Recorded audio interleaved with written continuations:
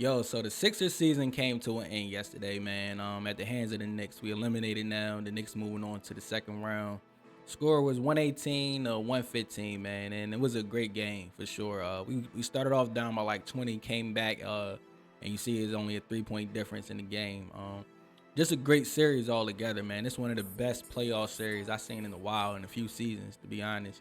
And actually, the whole series was only decided by 1 point if you add up the total scores of the series. The Knicks had 650 and the Sixers had 649, man. Just a 1 point difference.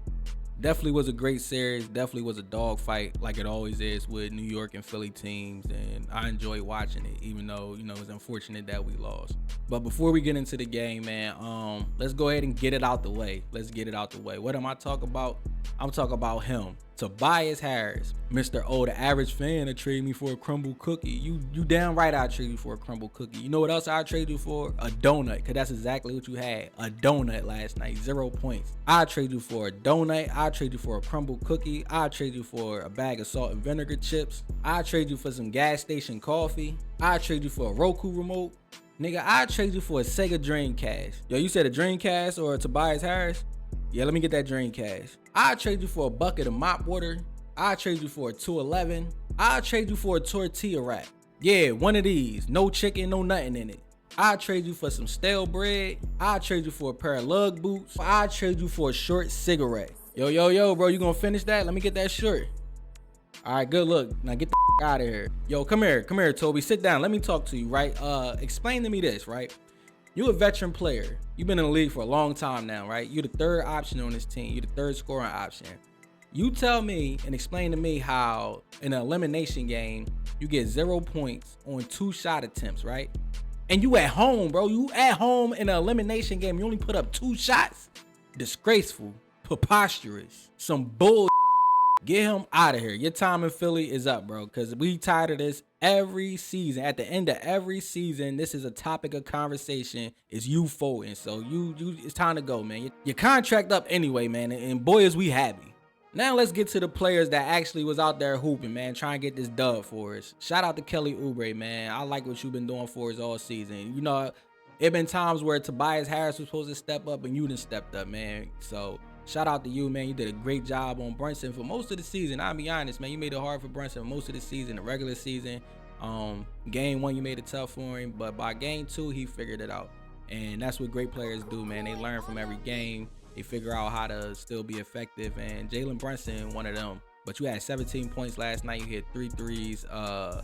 And I wouldn't mind seeing you in a Sixers uniform still next season. So shout out to Kelly, man. Batum, you did a great job, man. 16 points last night. You played great defense this series. Hit some key shots for us.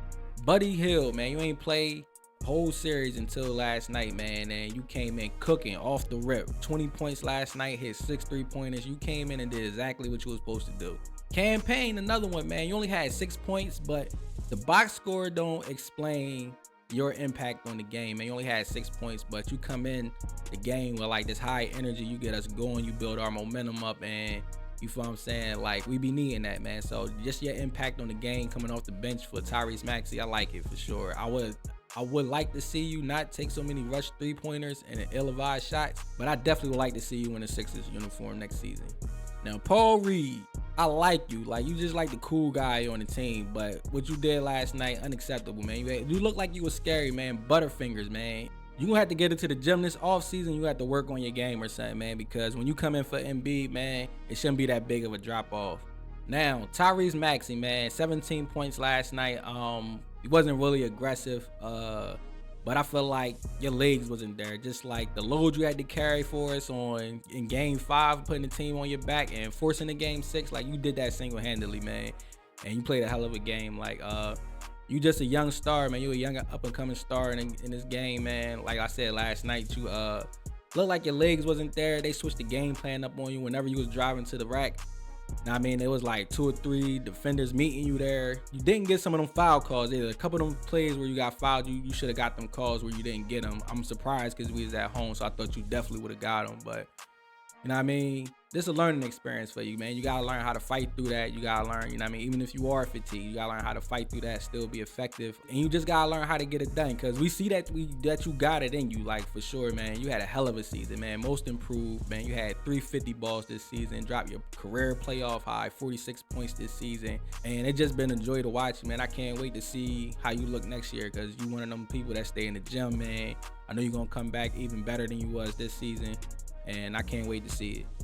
Joel Embiid, man, our MVP, man. 39 points last night, 13 rebounds. And one thing I gotta do, I gotta give Joel Embiid credit, because over the last couple seasons, you know what I mean, he get injured and he missed time in the playoffs, and that been a thing. Like every time we really need you in the playoffs, you're not available. And you was hurt this season too in the playoffs, but you fought through all that, man. You got a banged up knee. You got the Bell's palsy situation going on, you know what I mean, with your face and everything. And you showed a level of mental toughness and mental fortitude that I haven't seen in you before in these situations, in these crunch time games. And you came through. You had a 50 ball this series. Even last game 5, where you didn't play particularly well, you know, as far as like the box score, you know what I mean? But you still had a triple double. You feel what I'm saying? You had like 9 turnovers, but you still had a triple double. We got the win. You know what I mean? Maxey turned up for us. And I can't wait for next season, because a lot of people saying like because of your injury that you should get out of here and everything like that.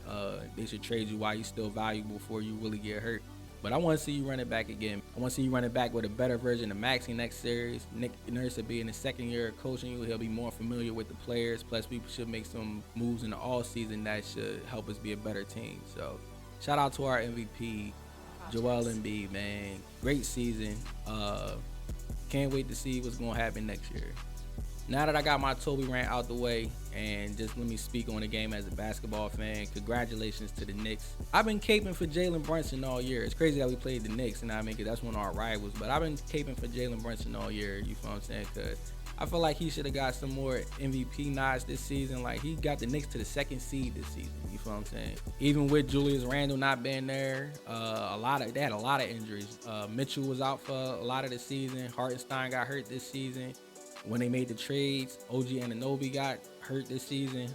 And he just kept improving and getting them wins and games that they shouldn't have won, where he was turning up still, and he turned himself into a bona fide star, man, superstar. So shout out to Jalen Brunson, just as a basketball fan. DiVincenzo was hooping in the series, man. He had 23 last night. He turned up this season, you know what I mean? Once Julius Randle got hurt and he got called upon to, you know, play more minutes, be more effective on the floor, he took advantage of it, man. I feel like he one of the most improved players this season. And Josh Hart, boy, I wish we had Josh Hart instead of Tobias Harris, man. 16 points, 14 rebounds last night, 7 assists, and he hit the 3-point dagger last night, man. That 3-pointer he hit at the end of the game, that killed us, bro. The Nova Knicks, man, they just turned up like that. Like, their chemistry is special. They got something special going over there between them three. Hartenstein had 14 last night, grabbing all of offensive rebounds, man. And that little short range, like, I don't know what you want to call it, like floater shot, like that Jones cash money last night, man. He was making them Jones like down there automatic. OG Anunoby was a great pickup for y'all, man. Once he got in the lineup and he caught his rhythm, man, he turned out to be a great pickup for y'all. He had 19 and 9 last night, was hitting threes, grabbing beat rebounds, grabbing offensive rebounds, playing defense, doing everything that we want Tobias Harris to do, basically. And playing with that aggression and that edge, man. Like, he got that aggression, like, that fit that Knicks team, because they real gritty. And when they made that trade for OG Anunoby, I seen an article where, this is when it first happened a couple months ago, I seen an article where somebody from the Knicks organization was like, yo, we got all the softies off the roster. Talk about, I guess, RJ Barrett and Emmanuel Quickly, right? And I kind of see what they saying now, because, like, that extra aggression and grit that OG brung with them, like they a tough team, man. They a tough team. And finally, Deuce McBride, man. Miles McBride. I like that young boy, man. Like, it seemed like he only had 3 last night, but the 3-pointer that he hit was just like a 3-pointer that they needed. And it's just like, that was all his points in this series. Every time he scored, it was like they needed them points. It was like to put him up, to tie the game, to take the lead. It was like one of them. And like, just his level of confidence to be able to hit them shots at a young age. Like, shout out to him, man. That's a young player that I'm watching right now, man, just to see what he's gonna do. even though he on the Knicks a little bit. But the off season coming up, and we got some moves to make, y'all. We got some max contract space coming up because Tobias Harris is up out of here, man. Get him out of here. His time in Philly is up.